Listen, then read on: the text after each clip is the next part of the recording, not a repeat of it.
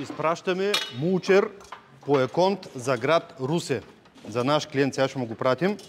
Значи мулчера се качва на един палет и се носи на камиона на Еконт.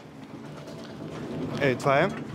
Сега, всички клиенти питат колко е доставката на мулчера.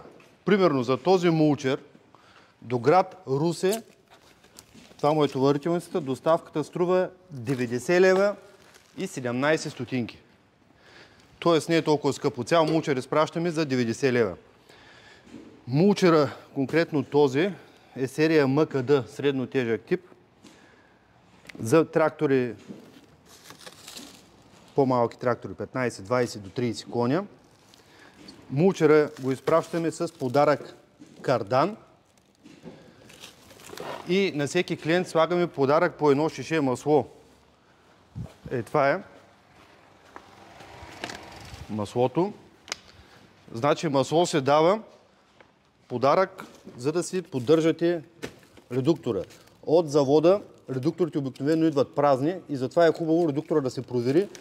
Е, от тук, това му е пробката, се налива масло и почвате да работите. В никакъв случай редуктора не трябва да се оставя сух. Значи, мулчера си има начин на работа. Като го закачите на трактора, първо се дига във въздуха горе, завърта се и тогава се пуска. Иначе, ако завърти направо на земята, ще превъртят ремъци и всичко. Това е правилото. Мулчерите са с гаранция, с обслужване, с всичко. Но почти никога не се ползва гаранцията, защото то няма какво да му се счупи. Това е всичко железа. Най-много да захапи някъде някой желязо, да изкърти някой чук, но то се сменя. Това не е никакъв проблем. Ами това е. Ако ви трябва, поръчвайте, изпращаме го по Еконт на единия ден и на другия ден получавате. Айде, чакаме, обаждайте се, поръчвайте.